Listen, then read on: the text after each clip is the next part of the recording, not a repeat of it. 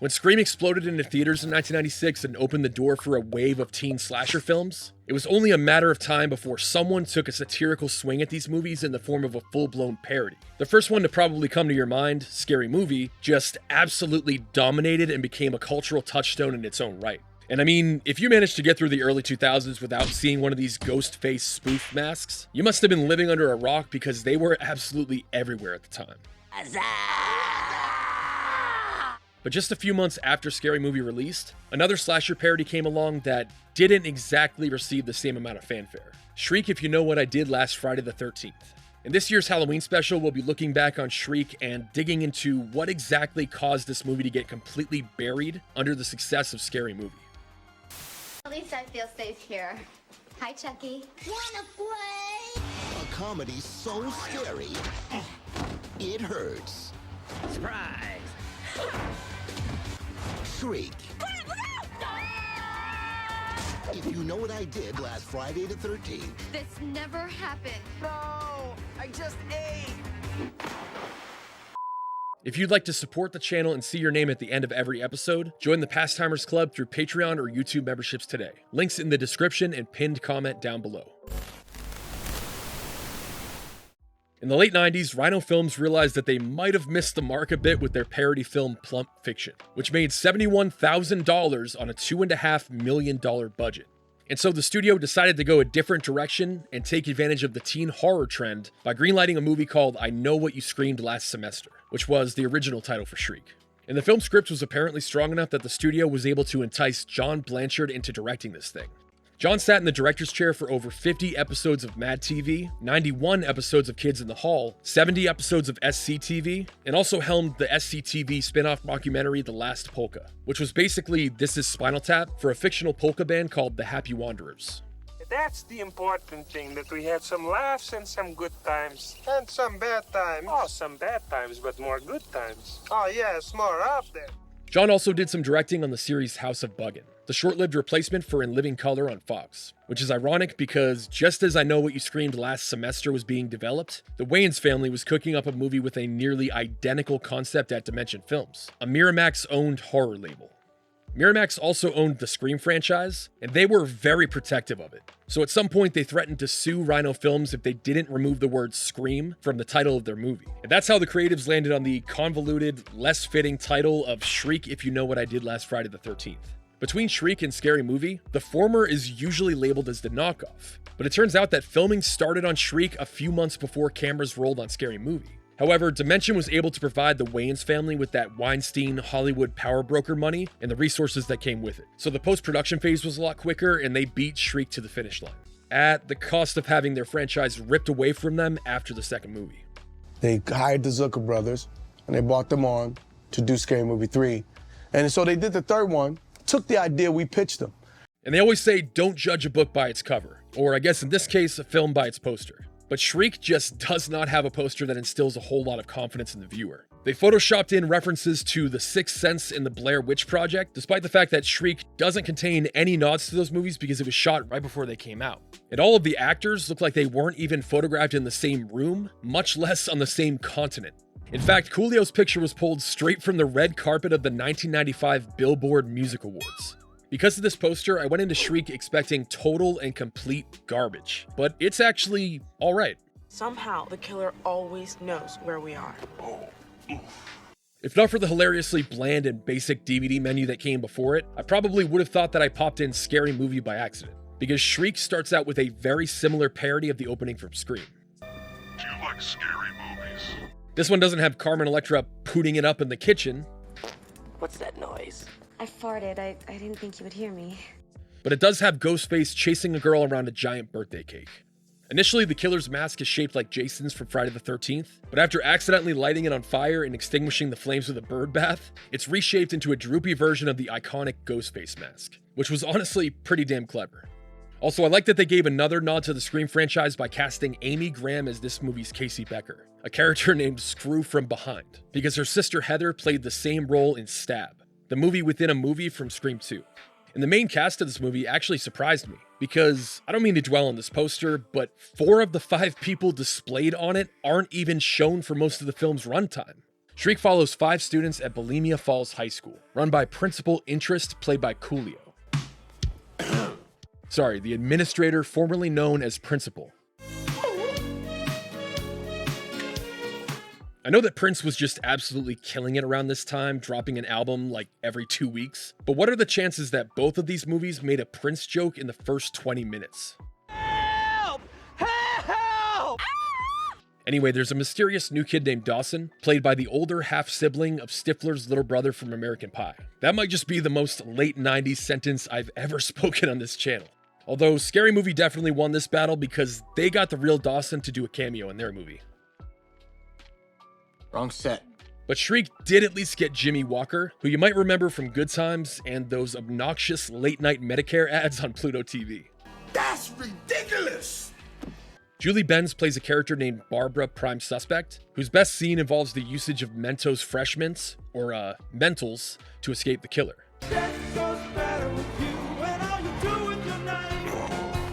This joke must have hit so hard back in the day, but everybody born after the year 2000 probably thinks this is a Foo Fighters reference. The meathead of the group, aptly named Slab, was played by Simon Rex, who probably used this movie as an audition tape when he joined the Scary Movie franchise a few years later. Haha, 2 for flinching, new kid. Oh! And honestly, his character might be my favorite, because for one thing, he's a total dumbass in the funniest way possible. I know. But his character falls into a parody of Greased Lightning, which goes directly into a send-up of Stephen King's Christine. And it is honestly one of the best scenes in the movie. License and active warrants? The group is rounded out, of course, by the stereotypical dork and moody goth chick. I recognize the actress who played Martina from The Office, where she played Dwight's sister Fanny. But you probably remember her from the show Roswell. However, this actor, Danny Strong, might have had the most insane career turn ever. He parlayed a career of playing characters with names like Gherkin, or in this case, Boner. It's pronounced Bonner, sir. Into an award-winning writing career. I guess the old saying, no small parts, only small actors is true, even when it comes to a little boner. Bulimia Falls High is the type of place where, well, Artie Lang plays a swim teacher named Mr. Hasselhoff, which should tell you all you need to know. But this is a school where kids are offed so frequently that an armed militia patrols its halls. And nobody seems to notice or care that a masked killer is slinking around attempting to take people out. If that wasn't bad enough, Chucky the Killer Doll is running around, played by fucking Beans from Even Stevens, whose star power apparently rose so fast from his role as a strange, bacon-obsessed child I sure like bacon. No beans. I see the way he likes the bacon, man. that he was later added to the poster. Soon after Screw from Behind is seared by a bug zapper while trying to escape the killer. The school is swarmed by a news crew from MTV. Seeing as Simon Rex had been fired as an MTV VJ in recent years, he probably loved this joke. And you know, at the time, the MTV pun was probably meant to criticize MTV's programming as being empty or devoid of anything aside from mindless entertainment. But I'd take Celebrity Deathmatch, Daria, and reruns of Beavis and Butthead over hour-long stretches of ridiculousness in The Big Bang Theory any day. Once again, you've fallen for one of my classic pranks. Bazinga. But the school's also being investigated by Barbara's brother, a lone mall security guard by the name of Doey. Mall security is just as important as the real police. Obviously, these characters were a send-up of Gale Weathers and Deputy Dewey. And initially, I was like, damn, they had the budget for Kelly Kapowski and Albert Gibson? But then I remembered that Scary Movie had Gale Hailstorm and Doofy, who were just an untouchable combo. Would you remind me not to do that again? The main cast of kids start to receive ominous notes from the killer, stating that he knows what they did last summer, last semester, last period, and last Chachi. Scary Movie did the exact same parody, and they did it a lot better. The kids thinking they killed the fisherman with their car, trying to come up with a plan to dump his body while he sort of just gingerly gathers his things, only to knock him out with a liquor bottle, has honestly never stopped being funny to me. I'll get his arm. I'll grab his other arm. I'll grab his ass. Shriek's take on I Know What You Did Last Summer involves a DUI-fueled collision with a practice archery deer. And as they get these notes, each kid reflects on a secret they were keeping when they dumped the fake deer in the ocean. So they come back to this joke 4 separate times. And the bar was already low because it's kind of a dumb gag to begin with, but it just gets run into the ground more and more with each subsequent flashback. After revealing the killer's notes to one another, in complete Scream fashion, the group plans to gather at Slab's house because it's the safest place they can be to avoid getting picked off one by one. All right, let's go to my house. My parents are dead. All right. But the killer attempts to do just that before the school day is out. I've already talked about Barbara and Slab's run-ins with him, but Boner's scenario parodied the 1981 movie Porky's, most of which I definitely cannot show without getting this video age restricted. However, it was very similar to Shawn Wayans' theater bathroom scene in Scary Movie, which I also definitely can't show in its entirety. Martina, on the other hand, gets into a foot race with the killer on the school's track, which was supposed to lampoon Chariots of Fire, and I have to admit that this scene was pretty funny. Specifically the part where Ghostface wins the race and gets hoisted up by a group of adoring fans as Martina runs away. Meanwhile, Dawson encounters him in the screening room of a sex education class, which, even with the comedic genius of David Herman as the sex ed teacher, is easily the weakest scenario of all. Where was I? The final stretch of the movie takes place at the Party in Slab's brownstone mansion, complete with 3 cats named Dead Horse, Lame Gag, and Cheap Shot, which I have to admit was a pretty clever way of poking fun at Scream's constant jump scares. Oh, Cheap Shot, there you are. Oh, Cheap Shot. Much like Scream, every attendee at the party aside from the main cast flee the scene when they find out that the principal was taken out by the killer. And I have to give it to Shriek on this one because I always wondered how Scary Movie didn't parody one of the most hilariously dark moments in Scream. They found Principal Henry dead. He was gutted and hung from the goalpost on the football field. Let's go over there before they burn him down. The killer proceeds to indirectly take out half of the group in ways that, of course, parody the house party finale from Scream.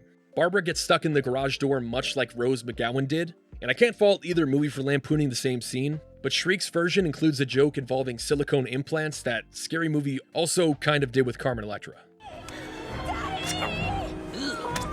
Carmen Electra, watch your back. She nearly escapes the killer, but ends up being chased under a bee's nest that results in a pretty damn good sight gag. Meanwhile, Boner, who finds himself with a girl in an upstairs bedroom like Sydney and Billy in Scream, pre-coitus flatlines at the very sight of the killer.